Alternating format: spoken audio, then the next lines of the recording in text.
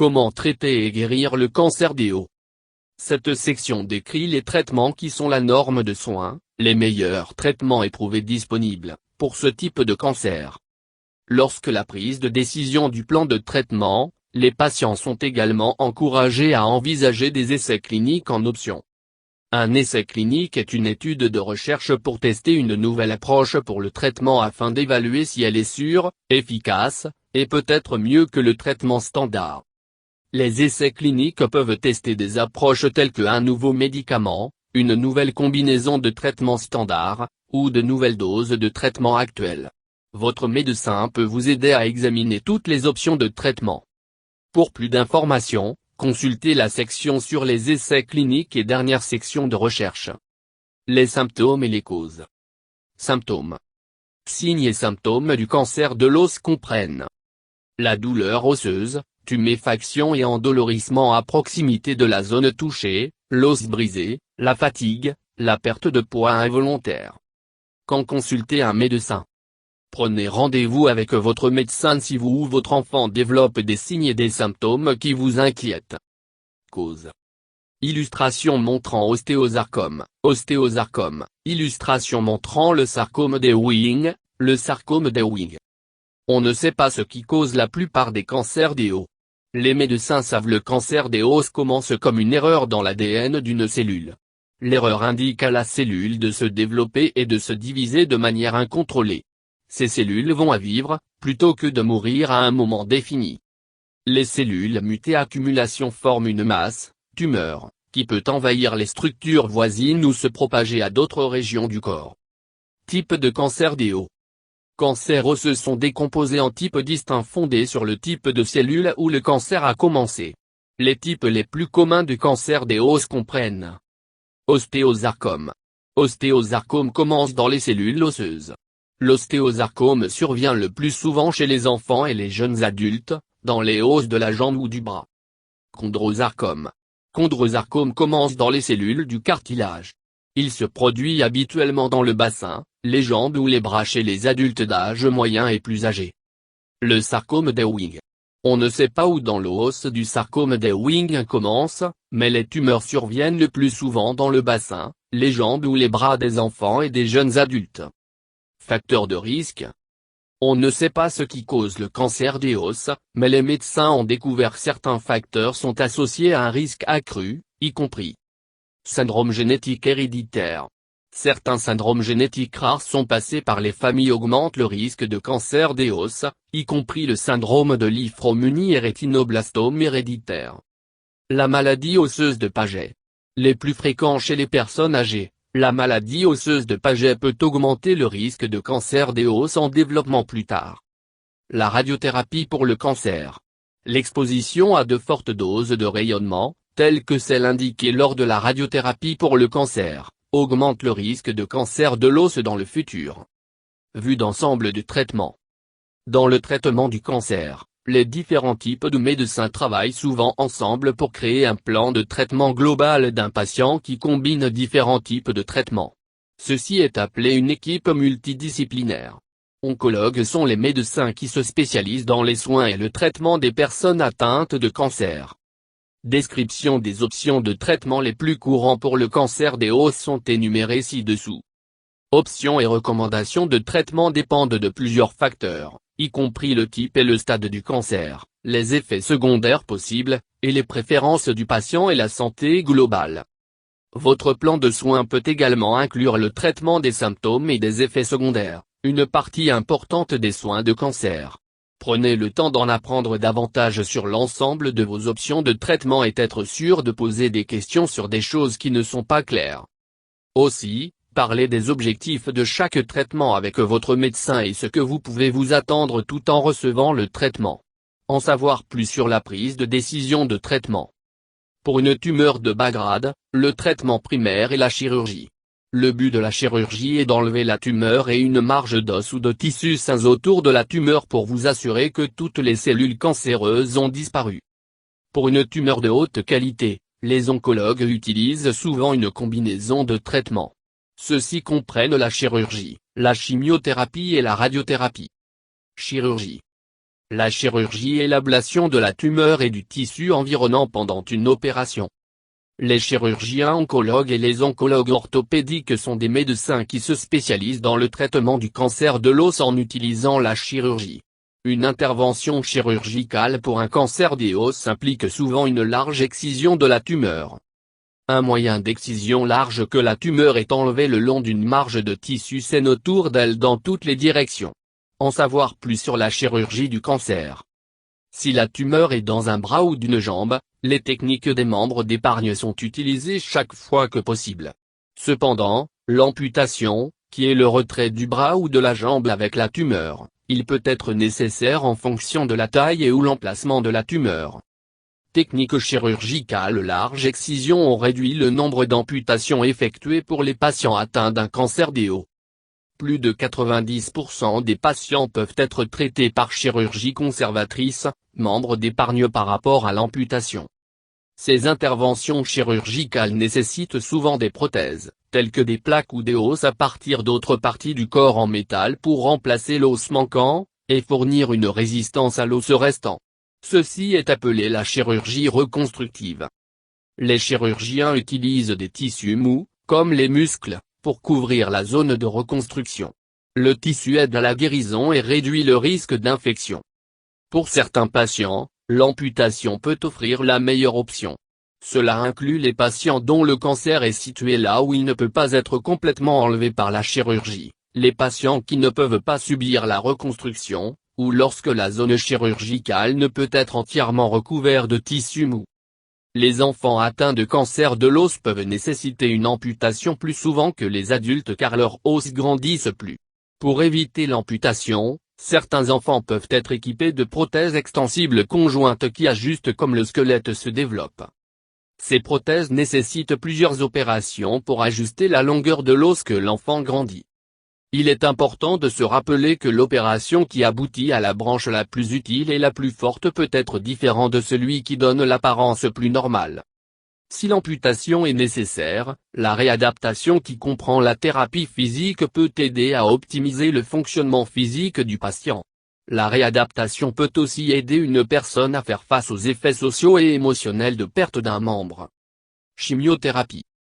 La chimiothérapie est l'utilisation de médicaments pour détruire les cellules cancéreuses, habituellement en arrêtant la capacité des cellules cancéreuses à se développer et se diviser.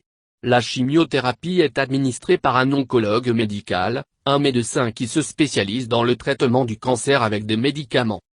La chimiothérapie systémique est délivrée à travers le sang pour atteindre les cellules cancéreuses dans le corps. Des moyens communs pour donner la chimiothérapie comprennent une IV. Tube intraveineux placé dans une veine à l'aide d'une aiguille ou dans une pilule ou une capsule qui est avalée. Un régime de chimiothérapie, horaire, est généralement constitué d'un certain nombre de cycles donnés sur une période de temps définie. Un patient peut recevoir un médicament à un moment ou une combinaison de différents médicaments en même temps.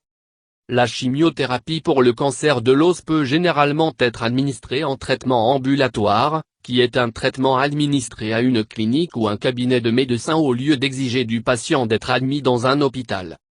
La chirurgie seule ne suffit pas habituellement un traitement pour les patients atteints de certains cancers des os, en particulier ostéosarcome. Ces cancers se reproduisent parfois métastases comme lointaines, le plus souvent dans les poumons, qui étaient très probablement seulement en mesure d'être vus avec un microscope lorsque la personne a été diagnostiquée. L'utilisation de la chimiothérapie a augmenté le taux de survie pour les personnes atteintes de certains types de cancer des os. En outre, la chimiothérapie est souvent utile pour le traitement du cancer qui a visiblement se propagé au moment du diagnostic. Le cancer des os en croissance rapide est souvent traité par chimiothérapie avant l'opération. Cela réduit généralement la taille de la tumeur primaire et peut détruire des zones minuscules de métastase si certaines des cellules cancéreuses se sont propagées à d'autres domaines.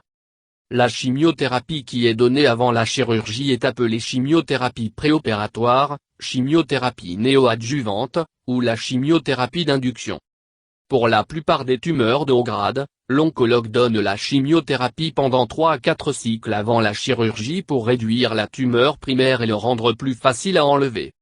La chimiothérapie avant la chirurgie peut également améliorer la survie, car elle détruit les cellules cancéreuses qui se sont propagées à partir de la tumeur d'origine.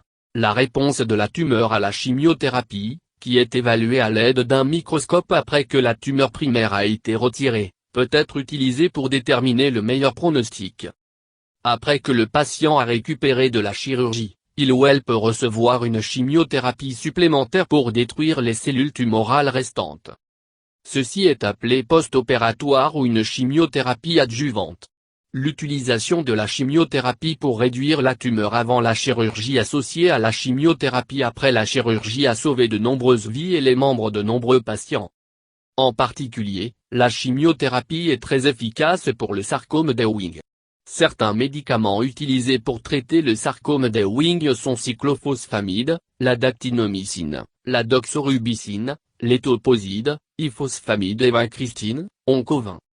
Les effets secondaires de la chimiothérapie dépendent de l'individu et la dose utilisée, mais ils peuvent inclure la fatigue, le risque d'infection, des nausées et des vomissements, une perte de cheveux, la perte d'appétit et la diarrhée. Ces effets secondaires disparaissent habituellement une fois le traitement terminé. En savoir plus sur la chimiothérapie et la préparation pour le traitement. Les médicaments utilisés pour traiter le cancer sont continuellement en cours d'évaluation. Parler avec votre médecin est souvent la meilleure façon d'en apprendre davantage sur les médicaments prescrits pour vous, leur but, et leurs effets secondaires potentiels ou des interactions avec d'autres médicaments. En savoir plus sur vos ordonnances en utilisant les bases de données de médicaments consultables. La radiothérapie. La radiothérapie est l'utilisation de rayons X à haute énergie ou d'autres particules pour détruire les cellules cancéreuses.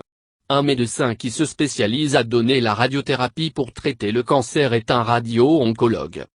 Le type le plus commun de traitement de radiothérapie est appelé radiothérapie à faisceau externe, qui est un rayonnement donné à partir d'une machine à l'extérieur du corps. Lorsque le traitement de rayonnement est donné en utilisant les implants, il est appelé radiothérapie interne ou curithérapie. Un régime de radiothérapie est généralement constitué d'un certain nombre de traitements donnés sur une période de temps définie. Pour le cancer des os, la radiothérapie est le plus souvent utilisée pour les patients ayant une tumeur qui ne peut pas être enlevée par chirurgie. La radiothérapie peut également être effectuée avant la chirurgie pour réduire la tumeur, ou il peut être effectué après une intervention chirurgicale pour détruire les cellules cancéreuses restantes. La radiothérapie permet de faire de la chirurgie moins étendue, en préservant souvent le bras ou la jambe. La radiothérapie peut également être utilisée pour soulager la douleur pour les personnes dans le cadre des soins palliatifs. Voir ci-dessous pour plus d'informations. Pour les patients souffrant d'un sarcome d'Ewing, la radiothérapie est souvent utilisée en combinaison avec la chimiothérapie et la chirurgie. Sarcome d'Ewing qui commence dans un os qui ne peut pas être enlevé par voie chirurgicale est traité avec de la chimiothérapie et la radiothérapie.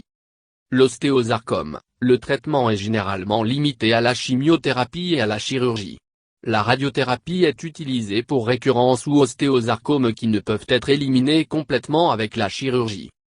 Les effets secondaires de la radiothérapie peuvent inclure la fatigue, les réactions cutanées légères, maux d'estomac et des selles molles. La plupart des effets secondaires disparaissent peu après le traitement est terminé. En savoir plus sur la radiothérapie. Obtenir des soins pour des symptômes. Le cancer et son traitement entraînent souvent des effets secondaires. En plus du traitement pour ralentir, arrêter ou éliminer le cancer, une partie importante des soins du cancer soulage les symptômes d'une personne et les effets secondaires. Cette approche est appelée soins palliatifs ou de soutien, et il inclut le soutien du patient avec ses besoins physiques, émotionnels et sociaux. Les soins palliatifs peuvent aider une personne à tout stade de la maladie. Les gens reçoivent souvent un traitement pour le cancer et le traitement pour soulager les effets secondaires en même temps. En fait, les patients qui reçoivent tous les deux ont souvent des symptômes moins sévères, une meilleure qualité de vie, et indiquent qu'ils sont plus satisfaits de traitement. Les traitements palliatifs varient considérablement et comprennent souvent des médicaments, des changements nutritionnels, techniques de relaxation, et d'autres thérapies. Vous pouvez également recevoir des traitements palliatifs semblables à ceux qui sont destinés à éliminer le cancer, comme la chimiothérapie, la chirurgie et la radiothérapie. Discutez avec votre médecin au sujet des objectifs de chaque traitement dans le plan de traitement. Avant le début du traitement, parlez-en avec votre équipe de soins de santé sur les effets secondaires possibles de votre plan de traitement spécifique et les options de soins de soutien. Et pendant et après le traitement, assurez-vous de dire à votre médecin ou un autre membre de l'équipe de soins de santé si vous rencontrez un problème, donc qu'il est adressé aussi rapidement que possible. En savoir plus sur les soins palliatifs.